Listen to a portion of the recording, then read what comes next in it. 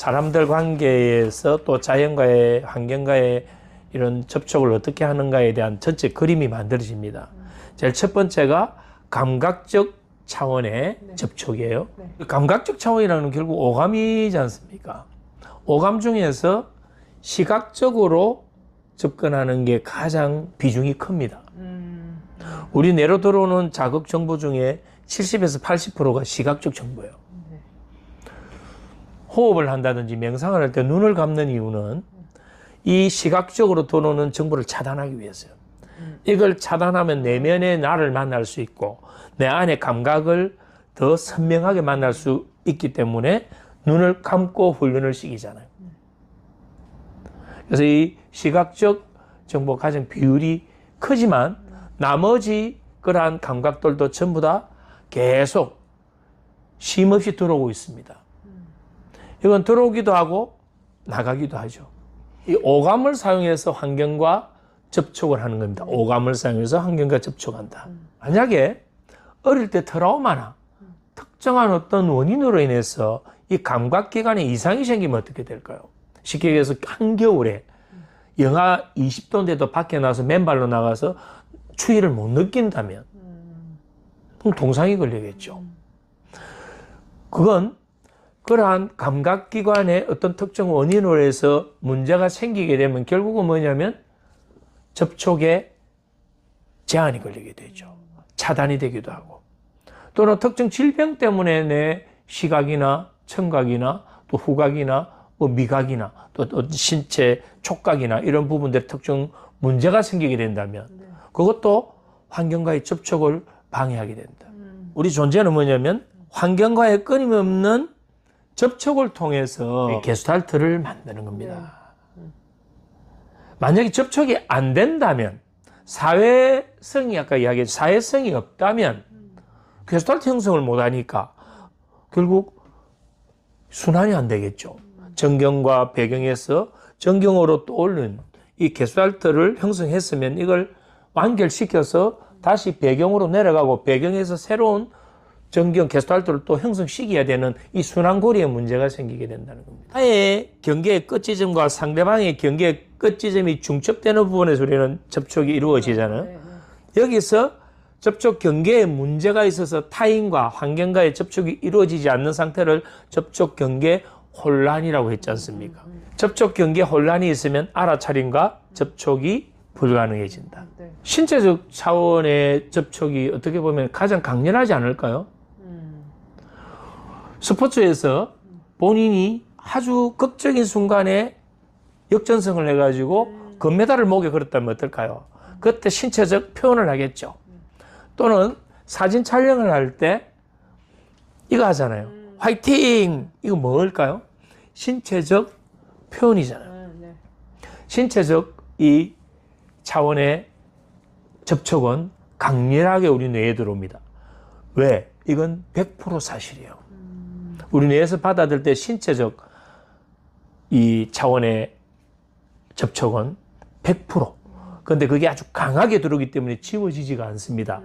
어떤 정보가 들어올 때 의미나 개념으로 들어오는 걸 의미기억이라고 그러고 여기에 특정한 정서가 묻어 들어가는 것, 그건 일화기억이라고 그러죠.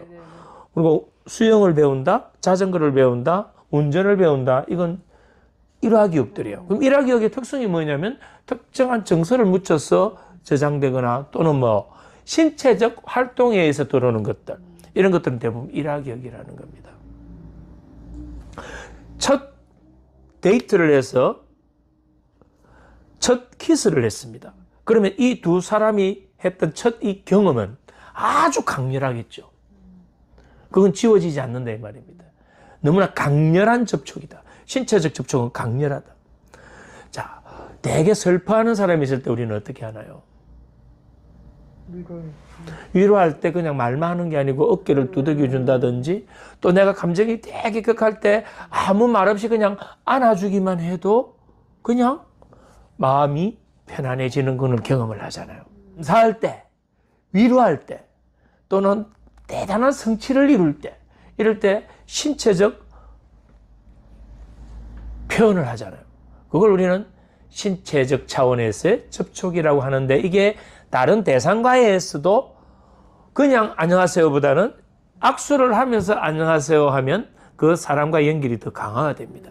그래서 정치인들은 그냥 인사 잘 안 하잖아요. 항상 뭐 합니까? 악수를 하려고 그러죠. 더 친한 사람은 어떻게 하죠? 포옹을 하잖아요.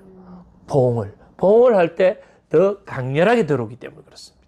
강한 접촉을 원할 때는 신체적 접촉을 한다. 이렇게 이제 정리하시면 돼요. 포옹, 뭐 키스, 스킨십 이런 것들이죠. 더 깊은 만족감과 치유 효과를 준다. 유아들을 대상으로 코칭을 할 때 어떤 학습 과정에서 이 학습이 더딜 수가 있잖아요. 그러면 손 위에 손 기법을 씁니다.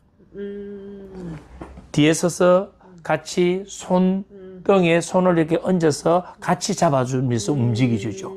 네. 이것도 뭐냐면 하나의 신체적 차원의 접촉입니다. 임종을 앞둔 사람도 뭘 원할까요? 가족과의 접촉을 원합니다. 그래서 손을 이렇게 잡아주기도 하고 손을 잡기도 하잖아요. 심리 상담 치유 과정에서 이 신체적 접촉은 아주 소중한 도구가 될 수 있다.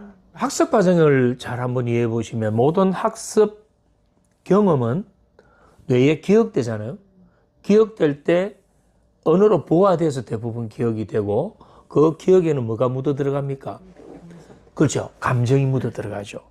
그렇다면 모든 학습과 경험에는 감정이 묻어 있다. 그럼 학습과 경험이라는 말은 다른 말하면 접촉 아닌가요?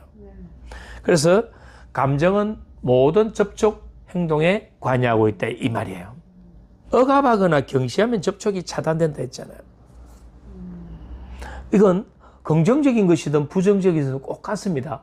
우리는 일반적으로 보면 긍정적인 접촉은 좋은 것이니까 해야 되고 부정적인 접촉은 나쁜 것이니까 하면 안 돼라고 잘못 알고 있는 거예요.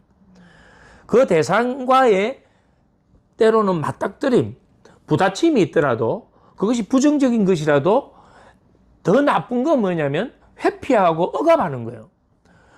뭐 해야 될까요? 부정적인 거라도 감정을 접촉하면 서로의 다른 선택을 할 수 있는 조율이 되거든요. 분명히 교훈이 있죠. 아, 엄마도 이런 생각을 하고 있었겠구나. 그리고 본인이 엄마한테 그 감정을 접촉했잖아요. 드러냈잖아요. 드러내서 엄마는 내 감정을 알아줬고 본인은 또 표출시켰고 그 과정에서 엄마의 피드백을 분명히 봤을 거거든요. 그 피드백을 보는 게 엄마가 아무 말을 안 했다 하더라도 엄마의 표정이나 엄마의 반응을 보고 피드백 받고 있는 그 자체도 접촉이에요. 그래서 그 접촉은 엄청난 긍정적인 효과가 나타난 거예요. 분명히 그때는 부딪힘이고 서로 대립이고 갈등이고 싸움이지만 그 과정을 통해서 서로의 감정을 때로는 제어할 거는 제어하고 해소할 거는 해소하고 조율할 거는 조율해서 그 만남, 그 접촉 이전의 관계보다 접촉한 이후의 관계가 훨씬 더 긍정적으로 발전되는 거예요. 이번에 경험해 보셨잖아. 오히려 그 접촉이 좋은 거예요. 안 했다면 항상 쌓아놓았겠죠. 감정의 감정도 우리는 뭘 해야 된다 알아차리고 접촉을 하는 것이 좋다. 나쁜 건 억압하는 것이고 피하는 것이다. 억압과 피하는 것은 그 순간만 편안하게 해줍니다. 그 순간만 안정과 평화를 줍니다. 그러나 나중에 엄청난 데미지를 줄 수 있는 게 이 억압과 회피예요. 접촉을 통해서 감정을 수용하고 그 감정을 통합할 수 있는 겁니다. 결국 그렇게 하셨잖아요. 네. 모든 기억은 언어로 부화돼서 저장된다고 했다면 내가 지금 말하는 것도 결국은 뭘까요? 뇌에 언어로 부화되어 있는 그 회로를 순차적으로 발현시키죠. 물론 의식적인 차원이 아니고 잠재식 차원에서 나오는 것이지만 결국은 나와 다른 대상과의 그 만남의 수단, 도구는 결국은 뭐냐면 언어죠. 상담과 치유도 전부 다 언어를 통해서 이루어지는 거예요. 언어는 다양한 접촉을 가능하게 해준다. 어떤 사람과도 우리는 접촉을 할 수 있다. 뭘 통해서? 언어를 통해서. 다만 내가 경계가 굳어버리거나 내 경계가 좁혀져 있으면 저 사람과 이 말을 하면 될까? 저 사람이 혹시 거부하진 않을까, 나를 무시하지 않을까, 스스로 경계를 친 것뿐이지. 우리가 언어적 이 도구를 활용한다면 그 어떤 접촉도 가능하다. 대인관계에서 가장 핵심은 결국 이 커뮤니케이션에서는 언어라는 수단이죠. 언어적 접촉은 시간과 공간을 초월할 수도 있습니다. 전화를 통해서 서울에 있는 아들과 통화를 할 수도 있고, 미국에 있는 친구와 통화를 할 수도 있고, 요즘은 또 사후, 돌아가신 이후에도 또 이 대화가 가능한 AI 기술로 그 돌아가신 분의 얼굴을, 아바타를 만들고 그분이 평소에 살아있을 때 했던 말들을 복원시켜서 그 목소리로 가지고 유사하게 만들기도 하죠. 그건 간접적인 그런 접촉이 이루어지고 있는 거잖아요. 그래서 이 언어적 접촉은 시간과 공간을 초월한다. 그렇게 보면 접촉의 범위가 무한대라는 겁니다. 언어적인 부분은. 그럼 우리가 언어적 차원이 어떤 차원인가? 내 언어적 차원이 좁혀져 있거나 단순화되어 있다면 결국 내 접촉의 한계가 좁혀져 있단 말입니다. 그래서 이 언어가 존재의 집이라는 말이 거기서 나오는 거예요. 우리의 삶을 만들어내는 것은 결국은 언어라고 볼 수도 있는 겁니다. 때로는 그 언어가 격한 언어가 나올 수도 있고 과함이 나올 수도 있지만 어쨌든 그 언어적인 부분을 통해서 소통을 하고 조율을 하고 결국은 통합하잖아요. 통합해서 어떤 결론을 도출해내고, 그럼 그 언어적 접촉하기 이전과 접촉 후에 다시 서로 분리됐을 때 나는 또 다른 나의 존재가 되어 있는 거죠. 만약에 잘못된 소통이 있다면 그건 관계를 악화시킨다. 그래서 우리가 소통할 수 있는 이 능력이 정말 중요한 거예요. 모든 사람의 행동에는 긍정적 의도가 있다. 그 말에도 긍정적 의도가 있는데 우리는 그 말 자체로 가지고 주로 공격을 하잖아요. 자연과의 소통입니다. 환경과의 소통. 모든 것이 나와 다 소통을 할 수 있는 거죠.